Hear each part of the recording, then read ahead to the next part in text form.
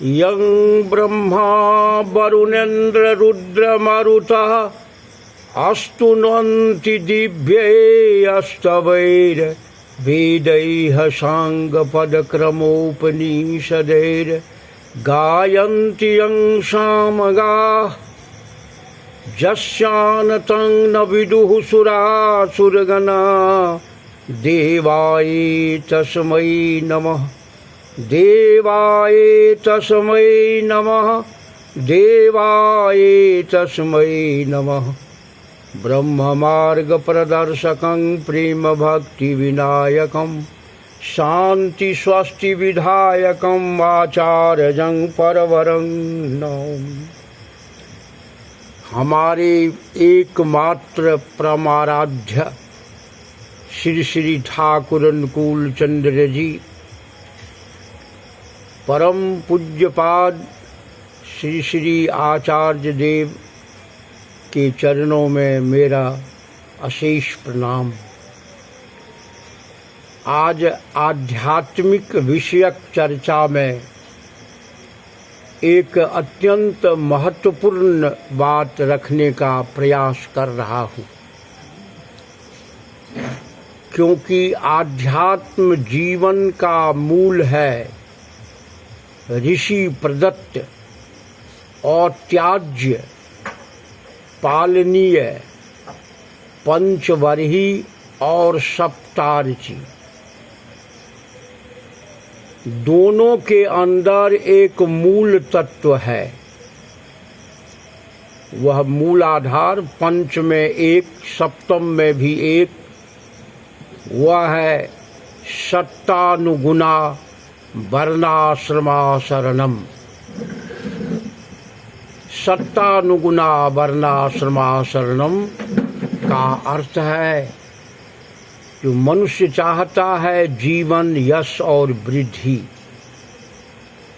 यही धर्म का मूल आधार है, मूल विषय। और इसके लिए चाहिए सत्ता, अस्तित्व को बचाने के लिए पंचवर्ही, वर्हिष, पंच पांच वर्हिष। वर्हिष का अर्थ होता है अग्नि। अग्नि माने जो अग प्लस नी, अग जोर नी, अग माने आगे, नी माने लिए जाए, इसीलिए पंचवर्ही, वर्हिष का अर्थ है जो आगे लिए जाए, जीवन, यश और वृद्धि के पथ पर आगे लेकर चले। श्री श्री ठाकुर कहते हैं ये इस आगे अभिवृद्धि के लिए जाति वर्ण कुल ओ कर्म पाल ले राखी सत्ता धर्म। जाति वर्ण कुल कर्म को पालन करना, यानी उसे जीवन में चरित्रगत करना ही है सत्ता धर्म, अस्तित्व का धर्म। और इस अस्तित्व धर्म, सत्ता धर्म के लिए ऋषि का विधान है। अस्तित्व का अर्थ ही है धर्म। धर्म जो धारण करके मनुष्य जीता है। ध्रियते स्वधर्मः। इसीलिए जाति वर्ण को जानना अनिवार्य है। जाति और वर्ण, जात ये दोनों शब्द एक ही अर्थक है और जन धातु से आया है, जिसका अर्थ होता है उत्पन्न होना, उत्पत्ति। इसलिए मानव जाति और भी अन्य जातियां, जितनी भी जातियां हैं जो जन्म लिया है, सभी जाति है जन्म। ठाकुर जी कहते हैं नारी से ही जन्मे जाति, और नारी का रूप माँ का रूप। नारी का ही पर्याय शब्द है नेचर, प्रकृति। और नेचर का काम है गुण विशेषत्व को बढ़ाना। इसीलिए जनन क्रिया के अंदर बीजात्मक वैशिष्ट्य को बढ़ाया जाता है। जैसे पृथ्वी में हम बीज डालते हैं और बीज के अनुसार वह रूपायित होता रहता है, गुणात्मक विकसित करता है, गुण विशेष को फैलाता है।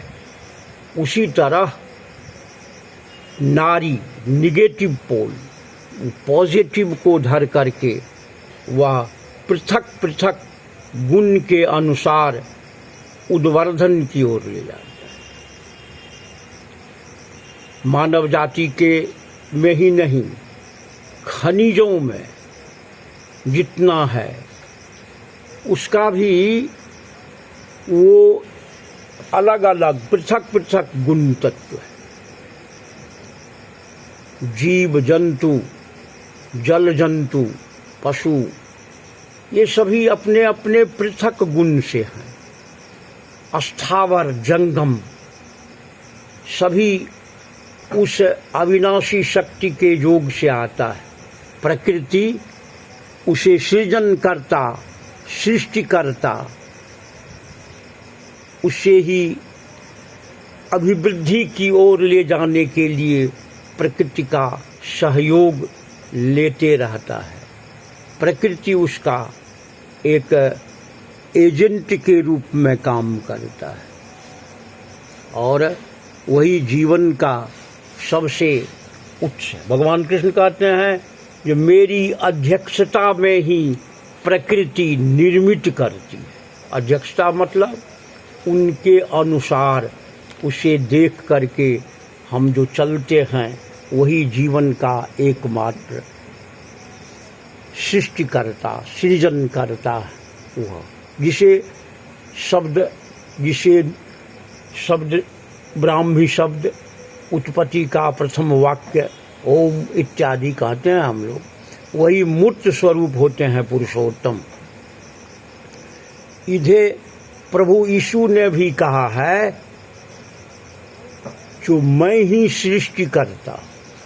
इन the beginning there was word, word was with me, और क्रिएट किया।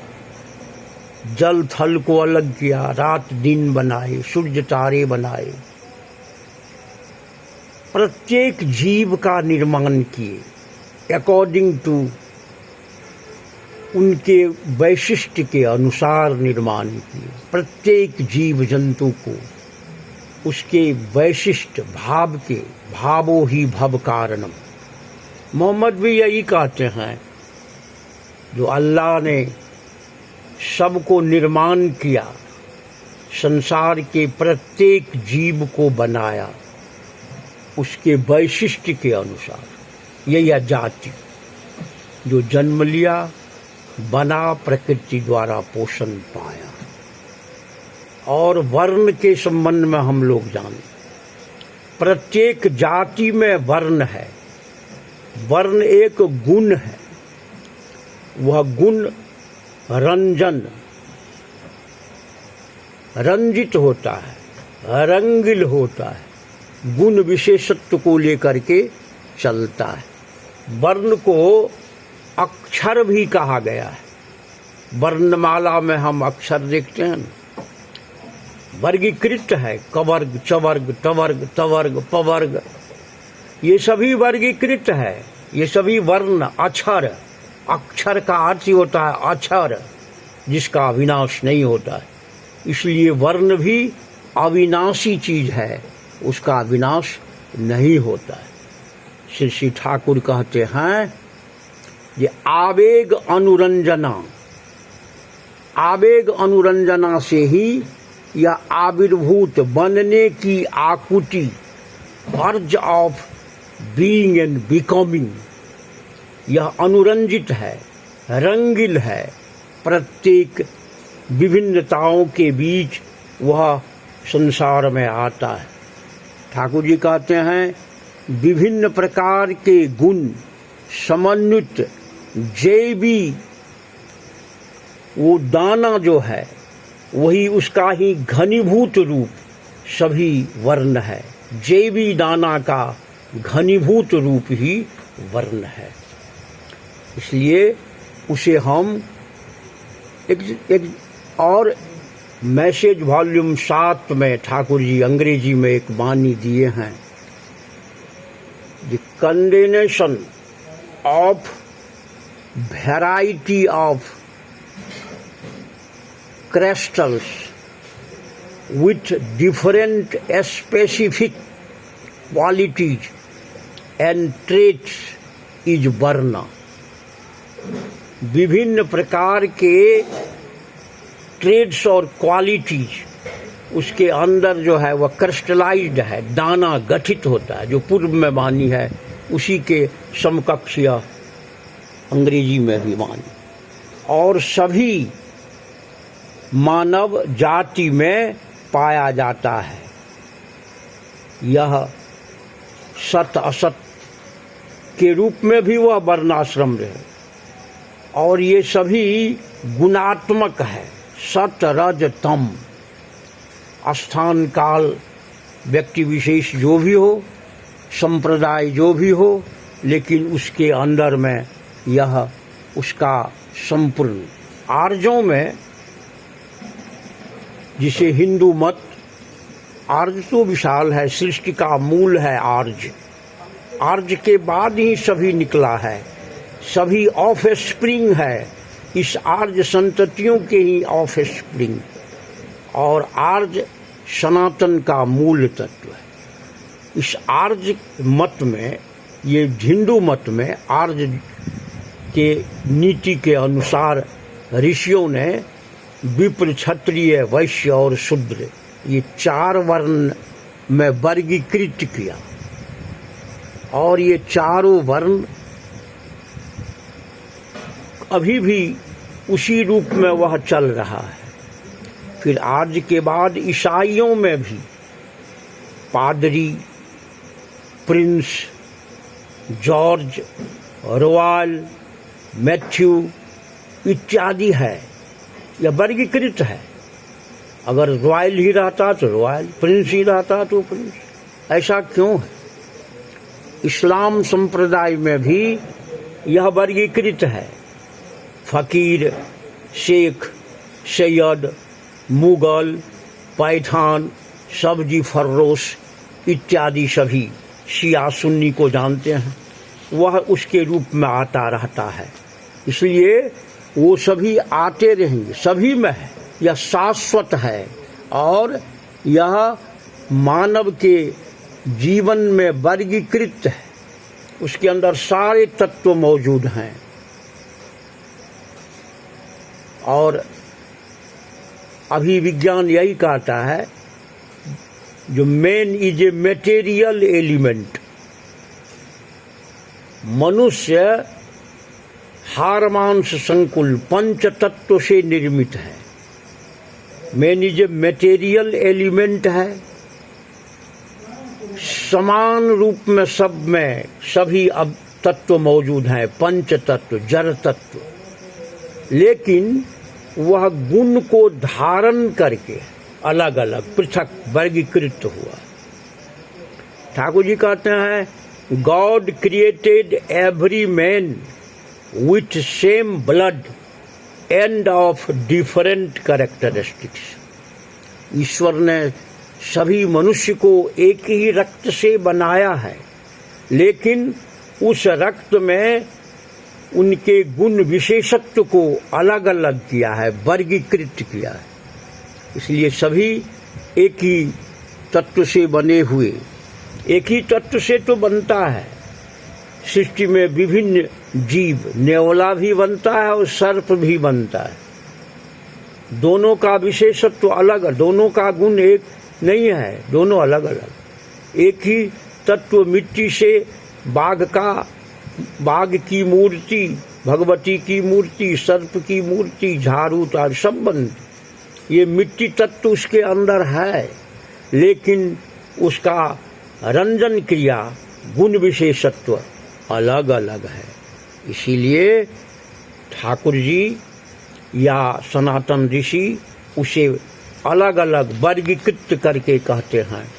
यह गुण विशेषत्व वर्ण, वर्ण माना रंग।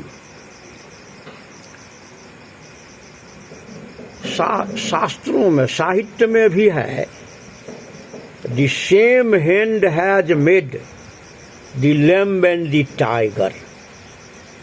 एक ही पिता एक मेमना भी बनाया और बाघ भी बनाया। एक ही हाथ क्रिएटर जो भी हो, तो काम कर से होगा, हाथ से, और वैसे ही एक ही हाथ से सभी बने, जैसे का उन सेंस है जो एक ही ब्लड पंच तत्व से बना, लेकिन सबों का अलग अलग गुण है। ऋषियों ने इसे वर्गीकृत किया। स्वयं नारायण चातुर्वर्णं मया सृष्टं गुण कर्म विभाग सह, उसे आगे हम लोग जानना चाहेंगे। लेकिन ऋषियों ने इसे अलग अलग किया, वर्गीकृत करने का आधार, उसे वह डिटरमिन किया, यानी निर्धारित किया, डिस्कवर्ड किया, खोजा। गुण विशेषत्व का गुच्छ, प्रत्येक वर्ण एक एक गुण का विशेषत्व के साथ एक एक गुच्छ है।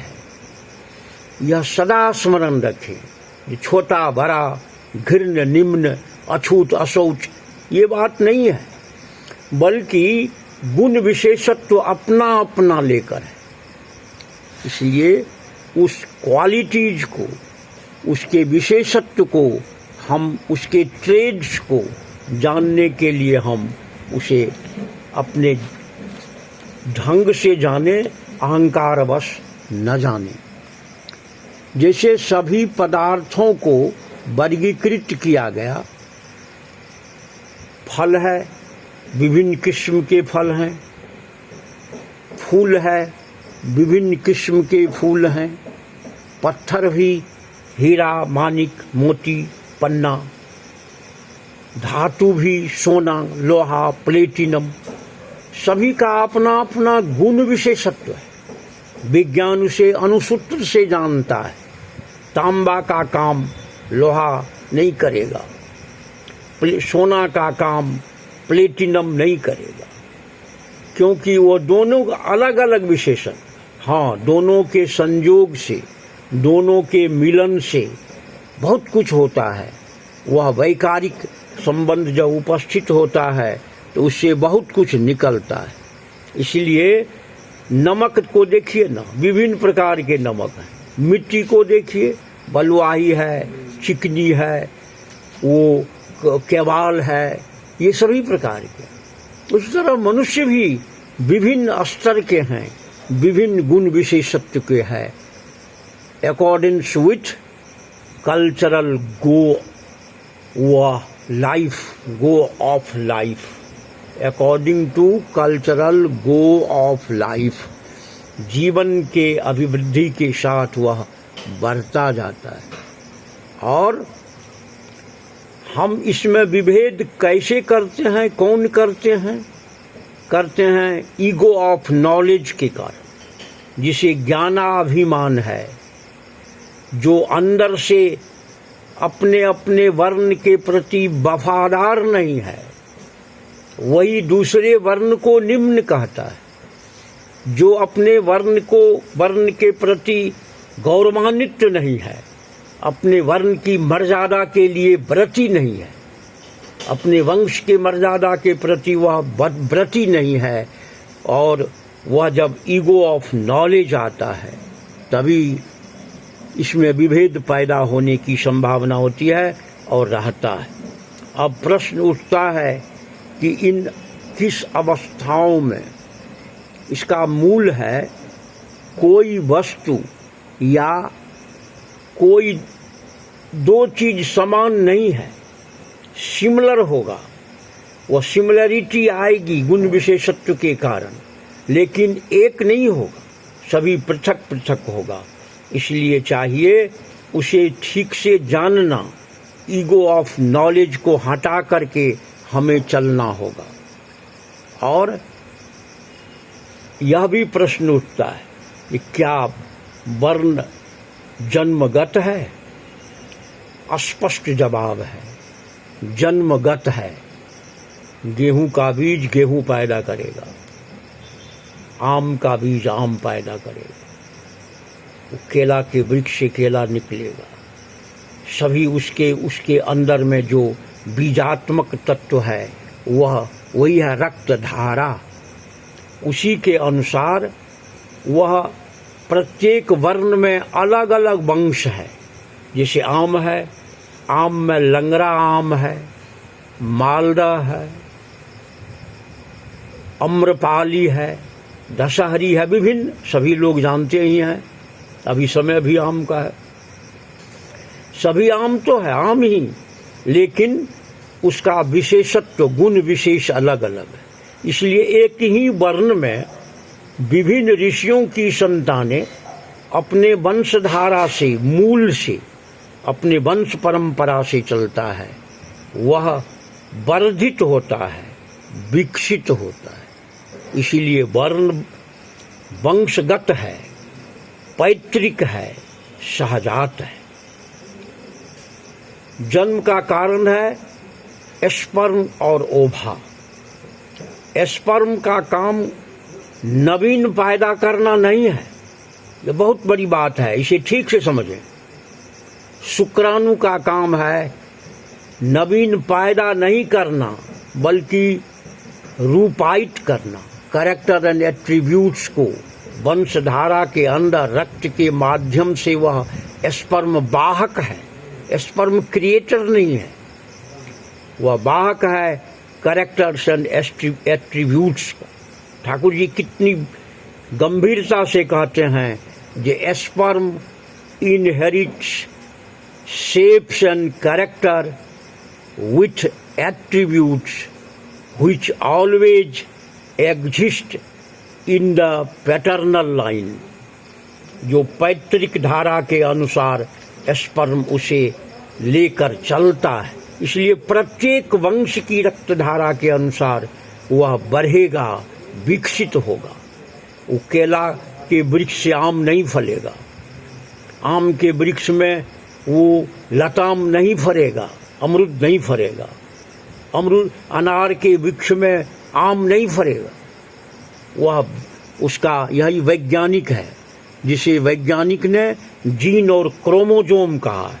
क्रोमोजोम का अर्थ बहुत भयावह नहीं है, क्रमजन, वर्ण और वंश परंपरा के अनुसार जो वर्धित होता है वो यह क्रोमोजोम।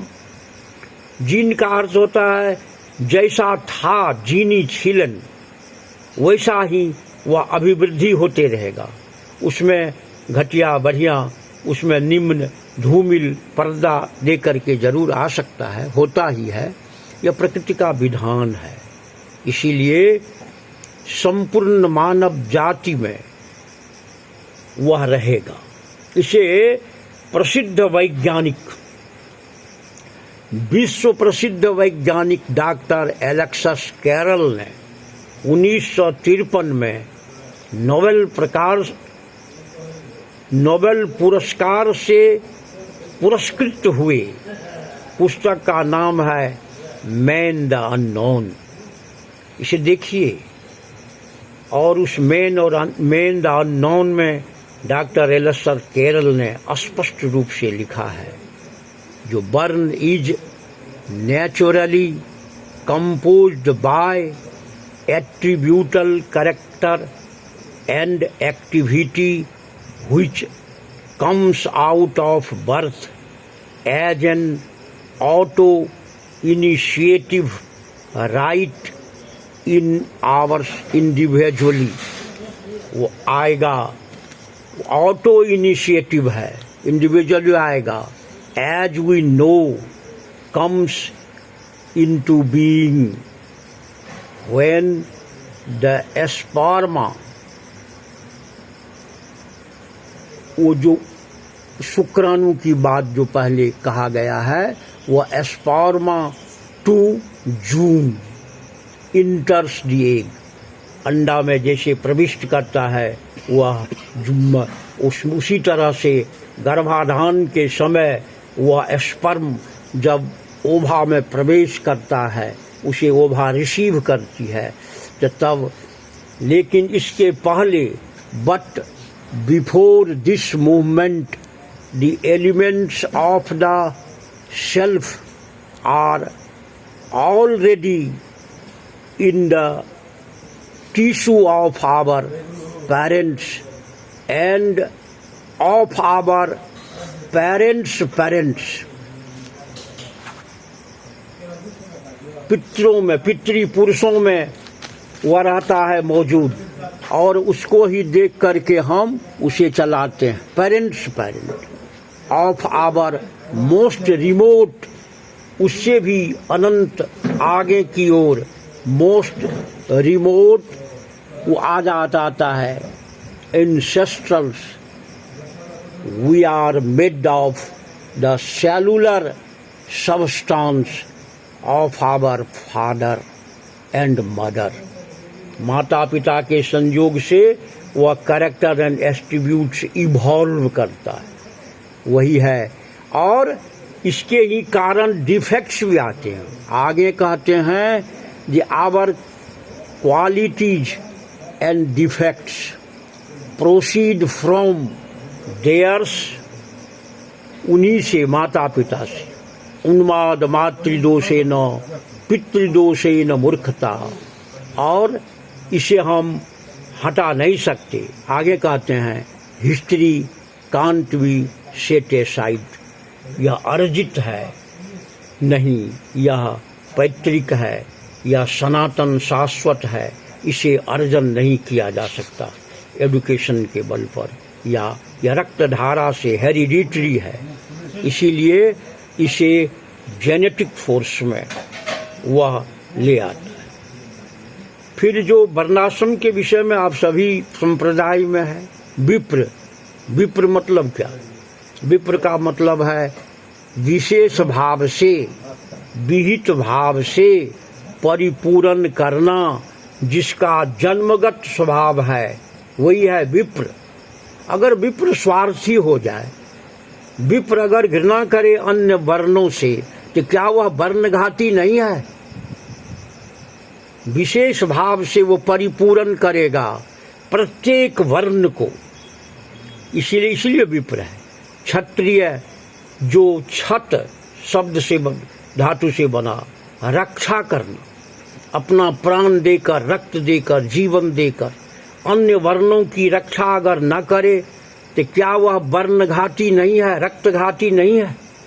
वैश्य का काम है समृद्धि बढ़ाना, इसे आगे बढ़ाना, देश को समृद्ध करना, मनुष्य को समृद्ध करना। देखे नहीं, महाराणा प्रताप जब घास की रोटी खाने के लिए भी उसे नहीं मिलती थी, रोटियां नहीं मिलती थी, तो भामाशाह ने कहा जो डरो मत, सारा खर्चा मैं तुमको दूंगा और आप कभी भी कंप्रोमाइज मत करिए। यह वैश्य का दायित्व है। देश का विकास, आज खजाना क्यों लूटा जा रहा है? इसलिए कि विप्र और क्षत्रिय खजाना का मालिक बना और संपूर्ण खजाना लूट के खा रहा है, उसमें विशेषत्व गुण नहीं है। इसीलिए वैश्य है जो राष्ट्र के समृद्धि को आगे बढ़ावे, व्यवसाय, कृषि, वाणिज्य, गौरक्षा के माध्यम से। शूद्र है सेवा परायण, वह सभी वर्णों के लिए वह उसे सेवा का अर्थ होता है संवर्धना। सेवा माना पैर दाबना नहीं है, समृद्ध करे। विप्र, क्षत्रिय, वैश्य और शूद्र को, चारों वर्णों को जो समृद्ध करके रखा, पोषण दे करके रखा, वही है। देखते हैं ना, हमारे यहाँ जो शूद्र के वर्ग में गिना जाता है, जो यह धोबी है या शर्मा है, फलना है, लेकिन सबों के लिए, सबों की आवश्यकता पड़ती है वर्धन के लिए। शादी, विवाह, श्राद्ध इत्यादि सभी कर्मों में वह पोषण देता है, सेवा दे करके मनुष्य को बढ़ाता है। इसीलिए ठाकुर की एक वाणी को जाने, शूद्र है जाति का चक्का, वैश्य बतावे बचावे देश का टाका, क्षत्रिय है राजा की जात, सवार पूरन विप्र घात। इन सबों को परिपूर्ण करने वाला। यदि भेदाभेद होगा, यदि हम उसे घृण समझेंगे, एक वर्ण दूसरे को अपने, वो स्वयं अपने में इन्फीरियरिटी कम्प्लेक्स आएगा और सुपीरियरिटी कम्प्लेक्स, ये दोनों मिलकर के मनुष्य को सर्वनाश की ओर ले जाएगा। इसलिए सभी हम कभी भी वर्णघाती न बने, रक्तघाती न बने, वर्ण दूषक नहीं बने। एक तत्व और है वर्ण संकर। वर्ण संकर का अर्थ होता है विभिन्न वर्णों के जातियों में वैवाहिक संबंध से उत्पन्न संतान, वही है वर्ण संकर। विभिन्न इतर जात वर्णों के संपर्क से उत्पन्न जो संतानें हैं उसे वर्ण संकर कहा जाता है। वर्ण संकर अच्छा बुरा दोनों होता है। वर्ण संकर श्रेष्ठ के माध्यम से, शिष्ट के ऊपर से जो निम्न की ओर गमन करेगा, वह बीजात्मक तत्व बैलेंस्ड उत्तम होगा, लेकिन अपने वर्ण की मर्यादा को खोकर नहीं, वह उसे ले जाएगा। इसीलिए विप्र में भी विभिन्न प्रकार का वो मिश्रा इत्यादि जितने भी हैं, ओझा इत्यादि कहलाता, सबों का अलग अलग टाइटल है। सबों इसलिए कि सबका मूल अलग अलग। क्षत्रिय में भी है, सभी में। अच्छा बुरा कब होगा? जब उसे अनुलोम संबंध कहा जाता है। हर एक श्रेष्ठ को वरण निम्न से होगा तो उसे अनुलोम संबंध, और वरण श्रेष्ठ से अगर निम्न की ओर जाएगा तो तब वह प्रतिलोमज संतान होगा, यह घातक है। ठाकुर जी कहते हैं प्रतिलोम से कु का जन्म, राष्ट्र समाज जाति का जन्म। वह जाति वर्ण वंश समाज सबको विनष्ट कर देगा। इसीलिए हमें वर्णघाती नहीं बनना है और जात्याभिमान भी नहीं रखना है। हम क्षत्रिय हैं, हम विप्र हैं और जात्याभिमान है जो दूसरा छोटा है और बड़ा है, यह बहुत बड़ा अपराध है। क्योंकि हम अपने वर्ण के प्रति, रक्ष के प्रति वफादार बने और दूसरे को अपने वर्णोचित गुण से पोषण करके चलें। इस सृष्टि में सबों का जाति के अभिमान में बूढ़े बहुत कुलीन, या जाति के अभिमान में बूढ़े बहुत कुलीन। इसीलिए जाति या जात्या अभिमान नहीं रखना। इसी से तो ब्रह्मणत्व आता है। हम जो हैं, ठाकुर जी की वाणी है ये, तुम जात्या अभिमान को लेके न चलो, बल्कि अपने ही वर्ण को इस प्रकार बनाओ जो वह ध्वंस की ओर न जाए, अवनति की ओर न जाए, और उसे लेकर चलना है। यदि राष्ट्र एवं विश्व को समृद्ध करना चाहते हो तो वह इस व्रत को, वर्णाश्रम धर्म की व्यवस्था को लेकर चलो। ठाकुर जी कहते हैं वर्ण तोरे सर्वनाश, ध्वंत राष्ट्र जाति दास। जात वर्ण आघात करे, पागल चाल में देश मरे। इसलिए राष्ट्र निर्माण का फंडामेंटल प्रिंसिपल ऑफ वंश, वर्ण और राष्ट्र के लिए है वर्णाश्रम के सुंदर नीति को यथोपयुक्त सजाना, बढ़ाना, उसे समृद्ध करना। इसीलिए चाहिए हम वर्णाश्रमानुशासकम, वर्णाश्रमानुशासकम मतलब वो ज्ञान के लिए विप्र, रक्षा के लिए क्षत्रिय, धन ऐश्वर्य राष्ट्र समृद्ध करने के लिए, और संपूर्ण वो वैश्य संपूर्ण सेवा से समृद्ध बनाते हुए सबों का पोषण देने वाला, उसे शूद्र को उस रूप में हमें पोषण हमें देना है। हम भी उससे पोषण पाते हैं। जिससे हम पोषण लेंगे, उसे पोषण नहीं देंगे तो नष्ट हो जाए। कुछ लोग इन्वायरमेंटल और एजुकेशन को वर्ण का विन्यास मानते हैं। वातावरण और शिक्षा, शिक्षा तो है टेम्पर करना। शिक्षा का अर्थ होता है शक, शक मन शक्ति, वृद्धि, एडुकेशन शब्द है, एड्यूस करना। जैसे बीज है, उस बीज को फोड़ के बाहर निकालना। इसलिए प्रत्येक वर्ण में जो वर्णोचित गुण है उसको एडुकेशन के माध्यम से उन्नत करना, और सर्वोपरि उन्नत है उसे ब्राह्मण में परिणत करना। ब्राह्मण मतलब ब्राह्मण वर्ण नहीं है, प्रत्येक वर्ण में ब्राह्मण है। प्रत्येक वर्ण में, विप्र में, क्षत्रिय में, वैश्य में, शूद्र में। यदि वशिष्ठ ब्राह्मणत्व के पद पर हैं और तो विश्वामित्र, जनक, विदेह और काशी नरेश, राजा भोज इत्यादि ये सभी उस क्षत्रिय होते भी ब्राह्मणत्व को प्राप्त किया। उसी तरह संत तुकाराम, रविदास, कबीरदास इत्यादि सभी ब्राह्मणत्व को प्राप्त किया, और गुरु नानक इत्यादि सभी सूरत नाम का वैश्य था जो संसार में उस नियम को लेके चला, और जिसके चलते मेधा ऋषि ने उसे ज्ञान का परिवेशन किया।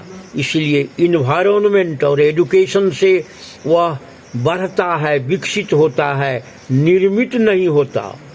हम कितना भी रंजन करें, बढ़ाते चलें, लेकिन अगर सागवान की लकड़ी है वह सागवान रहेगा, वो आम का नहीं बन जाएगा, वो केला का नहीं बन जाएगा।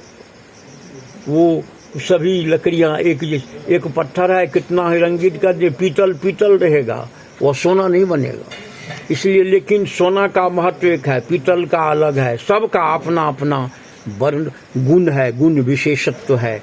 इसीलिए उसे बचा के रखना ही हमारे जीवन का एकमात्र उद्देश्य है। ब्राह्मण का अर्थ होता है जो विस्तार के नियमों को जानता है, जो विस्तृति को जानता है, वह ब्राह्मण है। और वर्णोपि ब्राह्मणो गुरु, शास्त्र कहता है प्रत्येक वर्ण में ब्राह्मण जो है वो गुरु है। गुरु मतलब पथ बतलाने वाला। और वह कैसे गुरु बना? तो पुरुषोत्तम को धारण करके, पुरुषोत्तम को, वो कृष्ण भजे, जो कृष्ण को भजता है वह जो जिस भी रूप में हो वो ब्राह्मणत्व को प्राप्त किया, उसे जीवन का पथ प्रदर्शक मानना ही चाहिए। लेकिन पुरुषोत्तम के कारण ही ब्राह्मणत्व को प्राप्त होगा। हाँ, दो ये हमारा ये जो केवल वैवाहिक संबंध जो है उसमें हम वर्णोचित गुण के आधार पर अनुलोम असवर्ण में जा सकते हैं। अनुलोमिक कर्म में जाना चाहिए। वो जाने के लिए उसमें भी पहले स्वर्ण को देखना और स्वर्ण के बाद अनुलोम कर्म में अगर हम जाएं तो राष्ट्र में सूरो जायते जो दुर्वाक्षत में दिया जाता है वो वीर पैदा लेगा, वह धन धान्य संपन्न होगा, वह विकसित होगा। अधिक बातें विस्तार में मैं नहीं जाना चाहता हूँ। सभी परम दयाल श्री श्री ठाकुर कुलचंद्र जी के साहित्य को पढ़ें, जानें, देखें, सत्संग करें, संगति करें और अपने अपने वर्ण के प्रति वफादार बने। अपने अपने वर्ण के प्रति वफादारी का अर्थ है किसी दूसरे वर्ण की निंदा, किसी दूसरे वर्ण को छोटा समझना, अपने को बड़ा समझना, अपने को घृण्य समझना, दूसरे को बड़ा समझना, यह भी नहीं। हम जो हैं उनके हैं। You are for the Lord not for others, you are for the Lord and so for others. और इसका इसी वर्णाश्रम पर विवाह की सुंदर नीति आधारित है।